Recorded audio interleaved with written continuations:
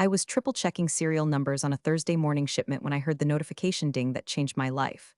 3 words. Subject line, town hall mandatory. That's when I knew something was off. No agenda, no context, just a calendar grenade lobbed from HR, landing right at 1 p.m. And when HR throws a surprise party, you're never the one getting cake. I was the only one in the company authorized to sign off on our ITER-controlled shipments. That's military-grade equipment with enough legal red tape to strangle a moose. I didn't get fancy bonuses or champagne Fridays, but I had something better: federal clearance and 9 years of clean audits. That morning, I'd already approved a batch of encrypted avionics headed to a NATO partner.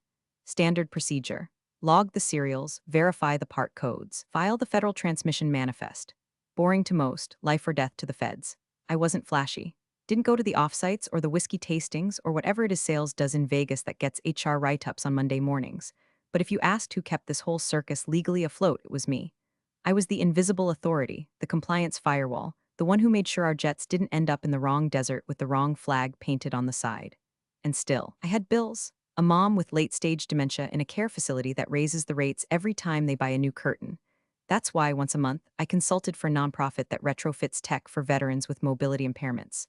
Totally legal, totally above board, and fully disclosed. I wasn't moonlighting for Lockheed Martin. I was helping a paralyzed guy fly a drone with his chin. The irony? My whole job was about keeping other people out of jail. And that's exactly what they risked the moment they fired me. But I'm getting ahead of myself. That morning, I was sipping office-brewed mud that dared to call itself coffee, my inbox a battleground of federal acronyms, DFARS, EAR, ITER, DDTC, when I checked the shipment roster. Everything cleared. All documents uploaded to the portal. One more shipment set for later that day. I felt calm. That quiet kind of calm that comes with knowing you're not flashy, not political, not gunning for a C-suite title that comes with ulcers and lawsuits.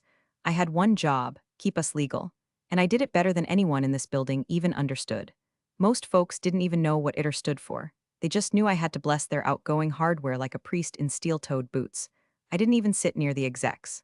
My cube was nestled between records and procurement, an unintentional metaphor for what I actually did: tie the past to the future without setting off a federal investigation. There was comfort in that anonymity. No one questioned me. No one noticed me.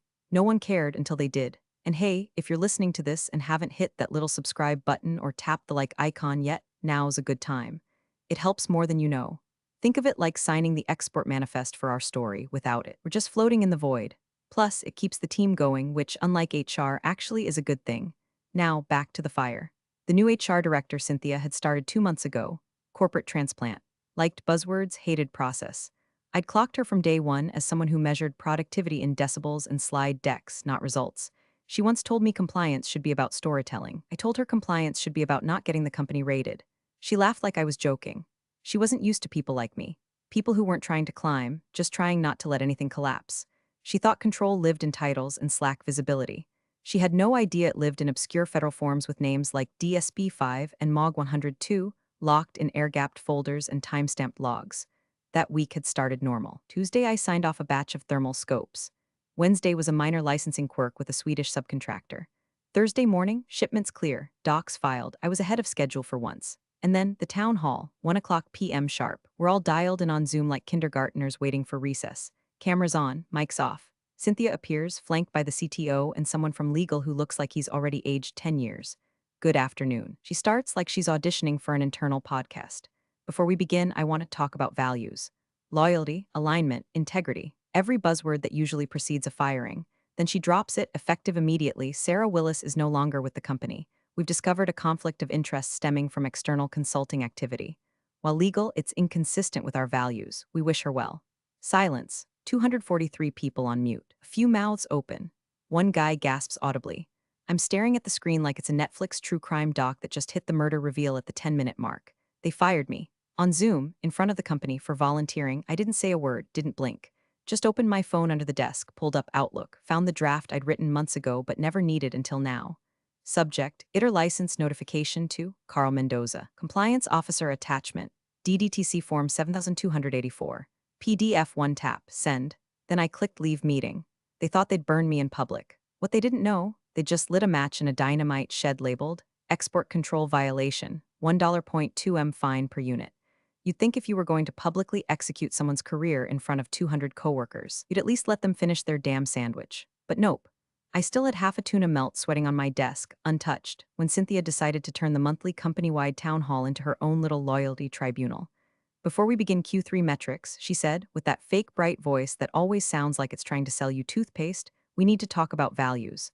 Oh good, I thought. Values like, don't ship radar tech to countries on the watch list kind of values? Or don't terminate your only federally licensed export officer without a backup plan values? I sat up a little straighter in my chair. Gut instincts don't lie. Something was coming. She clicked her remote and the next slide was just my name. My full name, in size 64 font. Sarah Willis, termination notice. Let me tell you something. There's a specific type of silence that hits a Zoom call when 200 professionals collectively crap themselves. Not one cough, not one keyboard click. Even the background dogs and toddlers vanished into the void. Just that one moment of digital stillness, like the platform dropped from under me, and we were all waiting to see who'd hit the ground first. Cynthia's voice didn't crack. Of course it didn't. Effective immediately. Sarah Willis is no longer employed at Aegis Dynamics. She gave this little self-satisfied nod, like she just solved healthcare. While her external consulting work was technically legal, it was not aligned with our company culture. Real team players don't moonlight. Moonlight. That's what she called helping disabled veterans build adaptive controllers so they could play video games with their kids again. Moonlighting. I think I was doing lines of coke off a competitor's desk, the way she framed it. I could see my own face in the tiny corner of the Zoom window. Frozen, not with rage, with clarity. It was like someone turned off the emotional faucet and left only the pipes. Not one word came out of my mouth. I didn't ask for an explanation. I didn't remind them I disclosed the gig 6 months ago, got legal sign-off in writing. I didn't argue that I worked weekends and paid for a 501c3. I didn't even blink at the way they phrased it, disloyal, like I was some sort of spy in a cheap blazer. Instead, I reached for my phone, quietly, like I was adjusting my camera or muting a mic. I opened Outlook. The draft was already there. I'd written it ages ago, during one of those compliance drills that forces you to imagine worst-case scenarios. Mine, what happens if you're terminated without notice? Funny how theoretical disasters become tactical maneuvers with just one finger. To Carl Mendoza subject, loss of named responsible party body. Per ITA requirement section 122.1c, I am notifying you that Aegis Dynamics no longer has a federally registered responsible party on file, effective immediately. Attached, DDTC notification form for voluntary removal. Attach. Send. There. Less than 15 seconds. And just like that, the house of cards I'd been quietly holding up for 9 years was exposed to open air. Carl wouldn't yell, wouldn't even respond immediately. He's ex-military, calm as a tombstone. But I knew what was happening in his brain as soon as he got that email. I knew because he trained me. We both took the same oath to guard that export license like it was a nuclear football. We knew what the federal fines looked like. We knew what shipment violations did to a company's defense contracts. We knew what it meant to not have a named responsible party on file.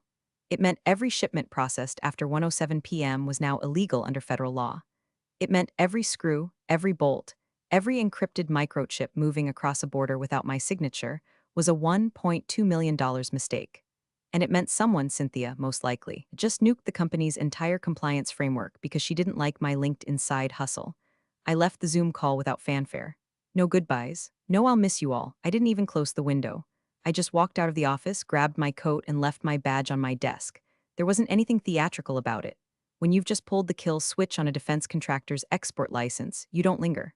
The best part, didn't even slam the door. The real explosion was already on its way, silent, digital, and time-stamped. The parking lot was still half full when I walked out, sun bouncing off hoods like nothing had changed. But for me, everything had. I didn't cry, didn't scream, didn't even call my sister like I normally did after anything remotely dramatic. I just sat in my car, hands on the wheel, engine off, and stared at the windshield like it might offer up a reason. Nothing came, just a thin film of road dust and the faint echo of Cynthia's voice in my skull. Real team players don't moonlight. I wanted to laugh. Really, I did. As if this place hadn't been moonlighting on its own morals for years. They took millions in defense contracts, demanded blood-level loyalty, then fired the only person holding the legal keys to those contracts because... What? Ego? Optics. Because someone in HR wanted to look tough during budget season? My phone buzzed once, just once. I didn't look, I knew who it was. Carl, see that email I sent him? It wasn't just a heads up, it was a ticking clock. Under ITER law, when the only named responsible party is removed, voluntarily or otherwise, a company is required to immediately notify the Directorate of Defense Trade Controls. And during that limbo period, until a new person is vetted, registered, and approved by the DDTC, that company has zero legal authority to export a paperclip, let alone multi-million-dollar targeting modules. Carl was the only other person who knew what my removal meant in real time. The rest, they were about to find out the hard way. He didn't respond to the email. He didn't need to. I knew him. He'd have been sitting in his office, blinking twice, and standing so fast his chair clattered to the floor. Phone already in hand. Not to call me. No, that would be too late. He was calling legal. And legal was about to have a day. It was probably Susan who picked up, junior counsel. Smart, sharp, but fresh out of law school and still green on compliance. I could almost hear Carl's voice. We have a problem. Sarah just declared herself removed as our named responsible party. Susan, wait, what? Carl, she was terminated. Susan, but we don't have a replacement yet. I thought we were onboarding someone, Carl. Nope. Nobody's registered. Nobody's cleared. Susan, oh my God. Yeah, oh my God, indeed. Meanwhile, I sat in my car, watching the breeze shake a plastic grocery bag across the asphalt like some kind of cosmic joke. The bag floated up, caught on a shrub, and hung there, stuck, limp, and slowly deflating. Just like this company was about to. My keycard still worked. I thought about that for a second. I could walk back in if I wanted, could pretend nothing had happened. HR probably hadn't even deactivated my badge yet. They moved fast on public humiliation, slow on back-end procedures. Typical, but I didn't go back in. There was nothing left to say. No cardboard box of sad desk plants to collect. No dramatic final stare down. Just one building full of people who hadn't realized yet that the lights were about to shut off from the inside. My email was still open on my phone. I refreshed. No response. No, we made a mistake. No apology. Not that I expected one, but still, that silence was heavy. Then another buzz. This one? Different. A forwarded message from Carl. Just the header. No text. Just a CC list that included legal, compliance, and the VP of operations. Subject line, urgent, license nullification risk. Boom, that was the echo I'd been waiting for. I started the engine, pulled out of the lot, and drove with the windows down, wind knotting my hair and clearing the last dregs of numbness from my chest. I wasn't angry anymore, not exactly. I was sharp, focused, controlled. They thought I'd go quietly, that I'd vanish into the HR ether like a mistake in a spreadsheet. But the thing about legally binding compliance structures, they don't vanish, and neither do the people who built them. Replacing a named responsible party isn't like hiring a new project manager or bringing an attempt to order toner. It's a federally overseen process that takes weeks, sometimes months, especially for a company with classified projects and international exports. You can't just slap a new name on the paperwork and call it a day. That name has to be vetted, background checked, cleared, and approved by multiple government agencies. Until then, you're frozen, which meant every shipment they pushed out that morning, every box stamped with a destination, every serial number linked to a weapons system or encrypted firmware was now radioactive. I didn't need to swing a hammer. I was the hammer. All I had to do was stop holding the structure up. The rest would fall on its own. It took them 3 hours to figure out what I already knew the second I hit send. Somewhere around 4 p.m., the leadership team barricaded themselves in Conference Room C. I'd spent 9 years in that building, and I could tell from the shadows through the frosted glass who was in there. Carl, pacing. Legal, 3 deep, Susan, the old general counsel, and that outside guy they only called in when SEC language showed up in the margins. Ops, hunched and confused. And of course Cynthia, who now looked like a toddler who'd just found out the stove was hot after all. Carl must have started with the basics. Without a named responsible party, every shipment processed post-termination is non-compliant under ITR. That means they're not just at risk, they're illegal. He'd say it like that too, slow, measured, because Carl doesn't panic. But everyone else in that room sure as hell did. It already cleared at least 5 shipments that morning. 2 to NATO contractors, 1 to a subcontractor in Japan, and 1 particularly spicy crate of encrypted RF boards heading to an undisclosed site in Eastern Europe. All with my signature, because at the time I was still authorized. But the minute they severed me and failed to reassign or re-register anyone else, game over. $1.2 million fine per violation. And that was just the base rate. If the feds decided to make an example out of them, which they tend to do when export licenses get mishandled by defense contractors, those fines would stack faster than interest on a payday loan. What no one in that glass panic room could fix was time. There's no undo button when you remove your federally licensed compliance officer. No grace period. No do-over. Once you yank the foundation, everything above it starts wobbling. Meanwhile, I was sitting on my couch, legs folded under me, a lukewarm cup of tea in hand, watching an episode of Jeopardy I'd seen twice already. I wasn't trying to be smug, I wasn't even celebrating. I was decompressing, peeling off 9 years of forced calm like a second skin. Then my phone rang. Unknown number, Washington, D.C. area code. I let it buzz once more, then answered. This is Sarah. Hi, Miss Willis. I'm Sarah Klein from Newton and Bell. I represent Centurion Systems. You're probably familiar with them. Centurion? Yeah, familiar was one word for it. They were our biggest competitor in avionics export logistics. Rumor was they'd been trying to poach me for over a year, but I always shut it down. I had loyalty. At least I had it. Klein continued. I won't take much of your time. I'm reaching out because we understand you're no longer with Aegis Dynamics. I'd like to discuss an opportunity to bring you on as our named responsible party. Just like that. No games, no preamble. They knew what I was, knew what had happened. They probably had an alert set up for every DDTC change in status. Hell, maybe they even had someone inside Aegis whispering. We'd offer full relocation, signing bonus, and assume the cost of the registration transfer. Our license portfolio is ready. Been waiting for a candidate like you. I didn't say yes, not yet. But I didn't say no either. I just told her I'd think about it, thanked her for her time, and ended the call. Then I set the phone down and exhaled for the first time all day. Not a sigh, a release. Like my lungs had been packed in bubble wrap since the town hall and someone had finally popped the last layer. Back at Aegis, I could picture the slow-motion disaster unfolding like a boardroom opera. Legal flipping through export manifests, scrambling to contact the freight teams. Compliance pulling every file I'd ever signed, trying to divine whether there was some obscure clause they could use to patch the gaping hole where my signature used to be. They'd find nothing. No backup signer. No contingency plan. Cynthia had cut me loose without consulting a single person in that chain. Now they were walking barefoot across a minefield I used to map out for them in weekly memos they never read. I got another email. This one from someone in logistics, Mark. I think his name was. Mid-level, always nice in the break room. Subject, hey, what's going on? No body, just that. A digital whisper in the middle of corporate collapse. I didn't respond, because this wasn't my storm to explain. I was just the wind that left. They were the ones who tore out the foundation and built a bonfire on top of the gas line. And somewhere, midair between Cincinnati and Berlin, a shipment of avionics parts was currently flying blind through a legal nightmare. Because nobody had bothered to ask what would happen if I left. Now they knew.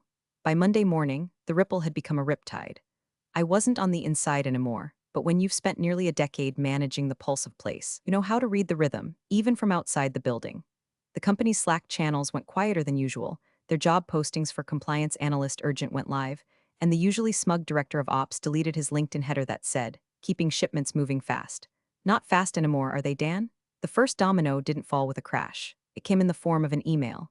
A client, mid-tier aerospace firm we'd supplied for years, sent a polite but firm message to their account manager.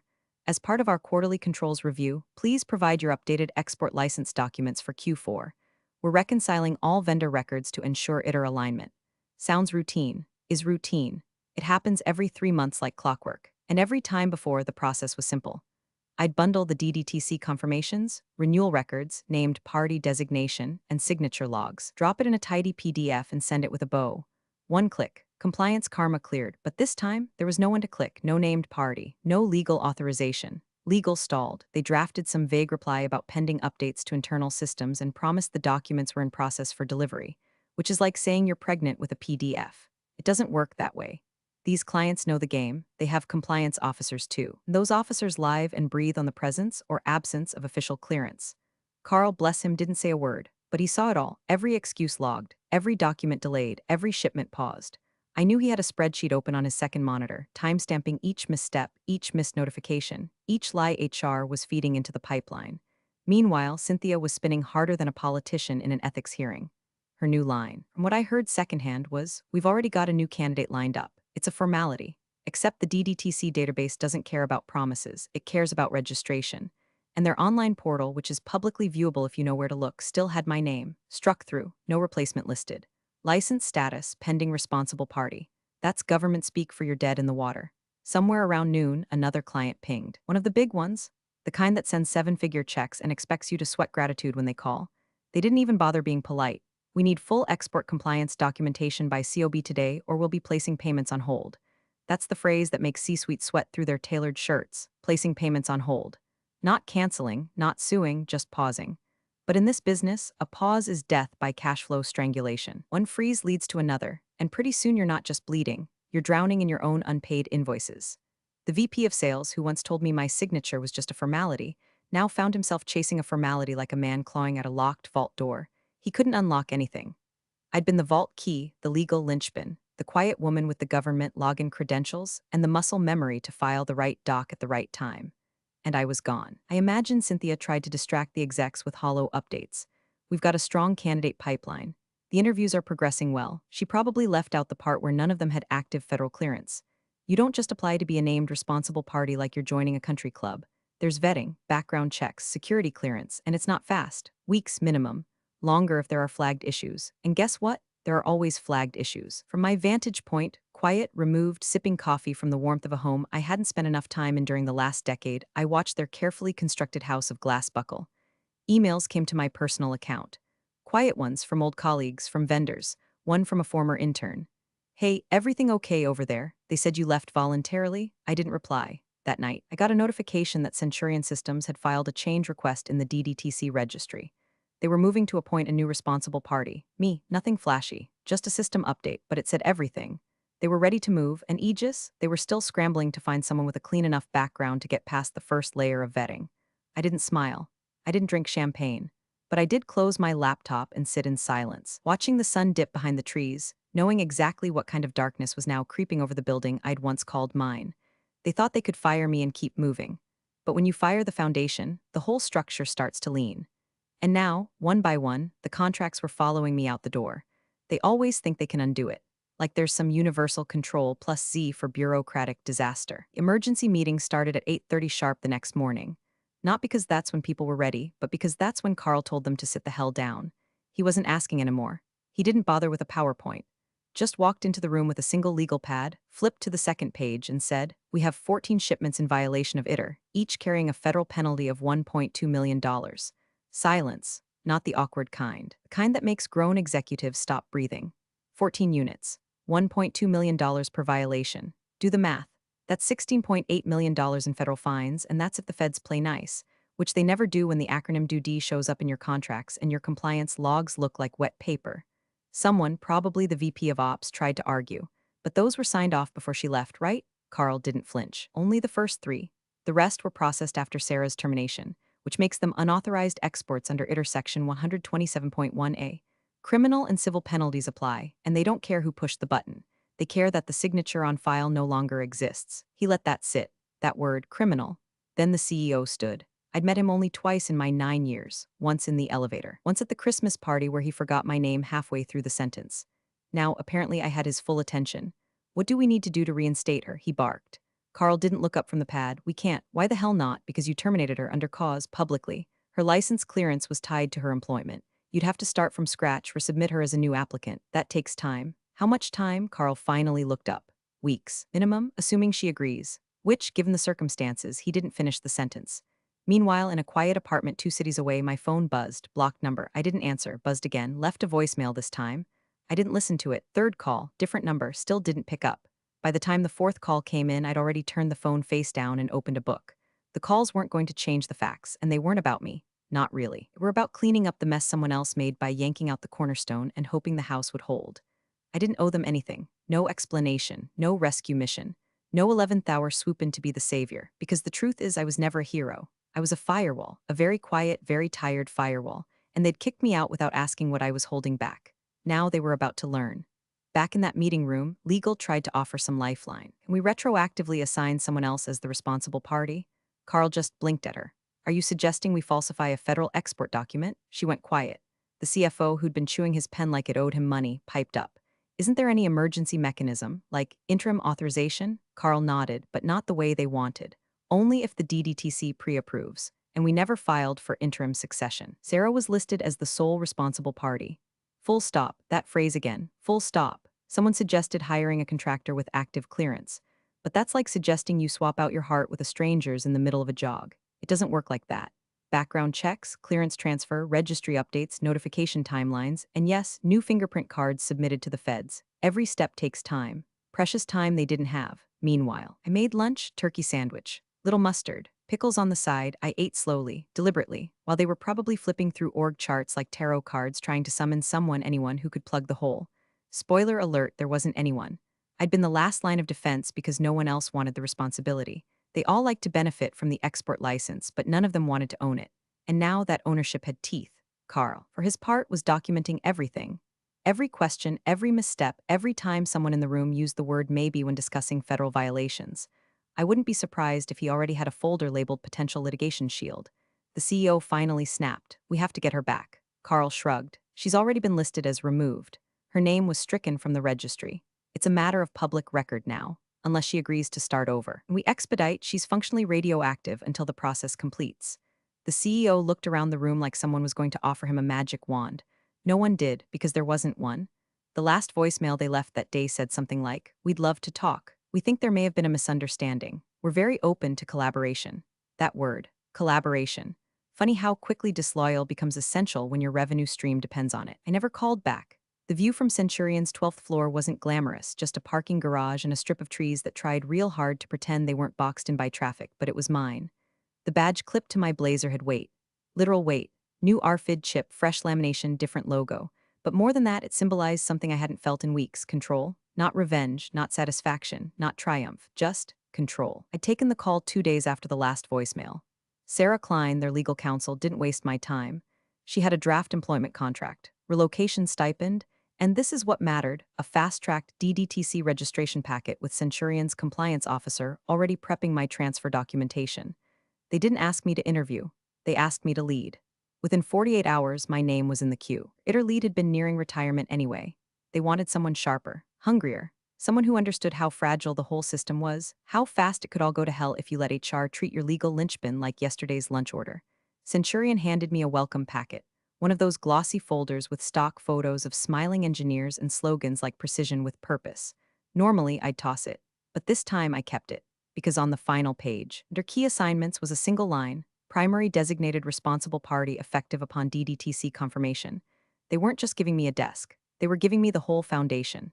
Again, my office had a door that closed, a window, no motivational posters, no whiteboard cluttered with acronyms, just peace. They asked if I needed an assistant. I said no.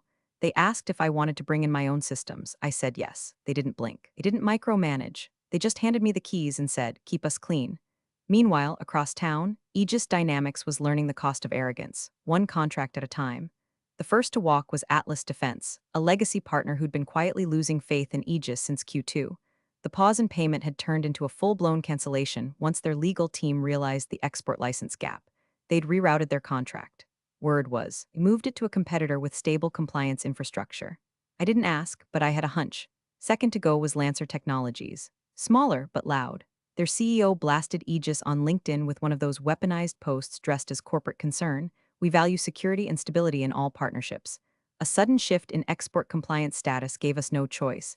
That post got 12,000 views in 24 hours. Internally, someone must have finally told Cynthia. I imagine it happened like this: Carl walking into her office, no knock, just the folder in hand, dropping it on her desk. These two just walked, more pending. Cynthia blinking, "But we're working on Sarah's replacement." Carl, flat as a brick wall, "Doesn't matter. Contracts don't wait." She probably started stammering, probably mentioned optics or messaging, maybe even tried to blame legal. But the noose was tightening and she could feel it. She'd fired me with a smile and a prepared statement. Now there were no statements left, just silence. Legal silence. Revenue silence. I didn't gloat. I didn't post. I didn't leak. There was nothing satisfying about watching something I helped build decay from the inside. I didn't want it to collapse. I just wanted them to treat people like we weren't disposable. And yet, every email I got from an old coworker, every ping saying, "I can't believe this is happening," every quiet apology slid into my inbox like a breadcrumb. They all confirmed the same thing: they knew they'd messed up. Not just legally. Humanly. One message stood out: a junior in operations. "Sweet kid, smart, always asked good questions." She wrote, "They told us you were disloyal. But honestly, you were the only one who told the truth." That stuck with me. By Friday, I got word that a federal audit request had been filed. I wasn't the one who filed it, but I knew how it worked. Once the DDTC detects anomalies in shipment logs, especially with high-volume exports during a known personnel gap, they don't just knock. They come with questions, and they bring calculators with a lot of zeros. I didn't cheer. But I did sit in my new office, sip fresh coffee from a mug that didn't have the company logo on it, and watch a bird land on the ledge outside my window. It stayed for a second, flew off, no drama, just movement, just freedom. That's what this felt like: not revenge, not victory, just flight. The audit notice didn't arrive with sirens. It landed in their inboxes on a Tuesday morning like a polite dagger wrapped in bureaucratic velvet. Subject: Notice of Compliance, Review ITER Export Activity. Q4 from Directorate of Defense Trade Controls, DDTC, to Aegis Dynamics Executive Compliance Team. That's all it took. One PDF attachment, 3 pages, requesting detailed export logs, responsible party verification history, shipment manifests, customs declarations, DDTC correspondence, and evidence of internal compliance protocols from the past 90 days. Oh, and a signature from the current named responsible party. Except there wasn't one, and that audit, it wasn't optional. I didn't learn about it from a press release or a headline. I heard it from someone still inside, a former colleague who'd risked a lot just to whisper, "They're spiraling." You were the trigger, but Cynthia lit the fuse. What they didn't realize when they fired me was that paperwork has a memory. Federal systems don't just update, they log every change, every gap, every timestamp that proves whether you were compliant or faking it. Turns out, when the DDTC opened up the logs, they found a perfect little window: 14 shipments, post termination, no responsible party on file. It practically screamed, investigate, so they did. I imagined the meeting where Carl dropped the audit notice onto the conference table. Probably said nothing for a long beat, just let the cover page sit there like a loaded gun. Then came the unraveling. Legal started reviewing the chain of emails leading up to my firing. And what did they find? No approval chain, no review, no legal sign-off, not even a Kersey Lupin.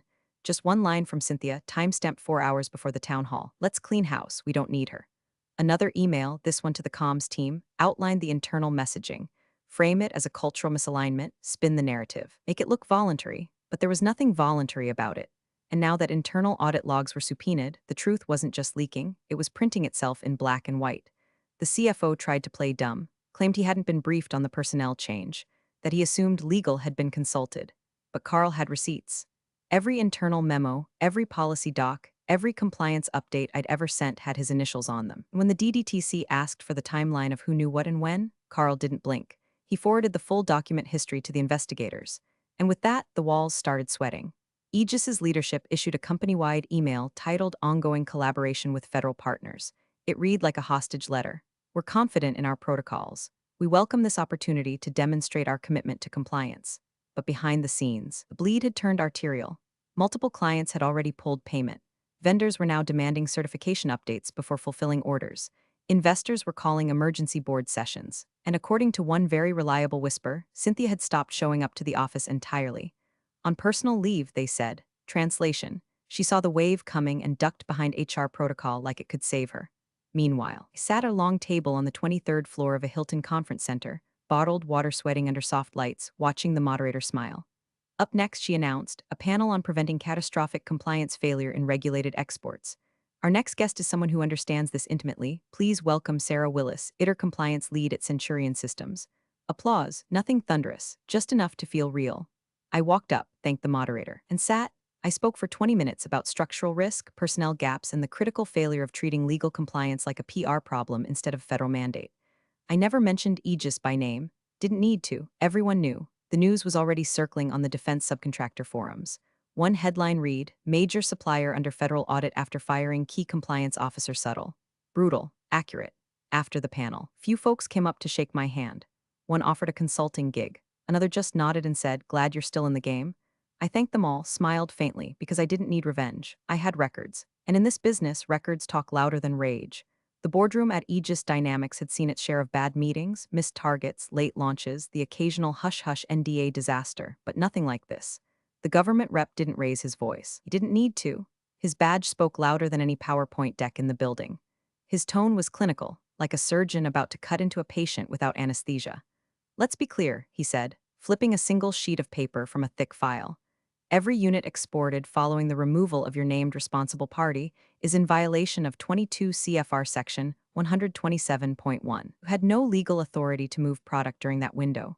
You did anyway. 14 shipments. Total estimated liability, he paused, $18.6 million pending further review. Silence, the kind that vibrates. Nobody blinked. The CEO sat pale and motionless.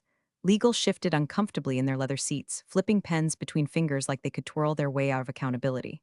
Carl, stoic as ever, kept his eyes locked on the rep. He didn't flinch because he knew. Then came the question. Who, the rep asked evenly, approved the termination of Sarah Willis? Every neck in the room turned like choreography, one synchronized pivot. All eyes landed on the far end of the table on Cynthia.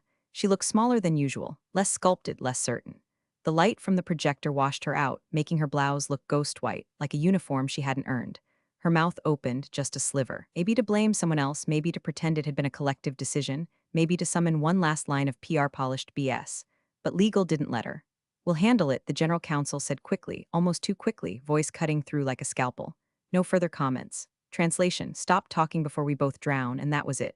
No fireworks, no screaming. Just that one question and the slow, irreversible descent into fallout. Didn't hear about the boardroom scene until later that evening, when a colleague from Centurion forwarded me a screenshot from an internal defense contractor newsletter. One line stood out. Centurion Systems awarded $92M contract originally held by Aegis Dynamics. Just like that. No ceremony, no warning. The contract Aegis had been grooming for months, now hours. My new team had been quietly bidding, their proposal clean and fully compliant. And with Aegis under active federal audit and bleeding credibility, the client didn't hesitate. They didn't even ask questions, they just transferred. Across town, I was in my new office, badge clipped to my lapel, signature logged into the DDTC portal. The screen in front of me displayed the final clearance checklist for our outgoing shipment, a thermal optics module destined for NATO partner. All boxes checked. Compliance status, active responsible party. Sarah Willis. I moved the mouse to the final field, clicked authorize, and just like that I signed off on the first export from my new home. Legally sound, fully vetted, untouchable. Outside the window, the city kept moving. Cars, trains, people unaware that somewhere between silence and bureaucracy, an empire had quietly collapsed under its own arrogance. I didn't pop champagne, didn't toast to karma, but I did lean back in my chair, closed the file, and exhaled, because they hadn't just fired me. They'd removed the one name that held their entire foundation together, and in doing so, they hadn't ended my career. They detonated their own. Big thanks for watching, you sneaky seniors. Subscribe to keep the coffee pot brewing revenge. Your ex-colleagues won't know what hit 'em.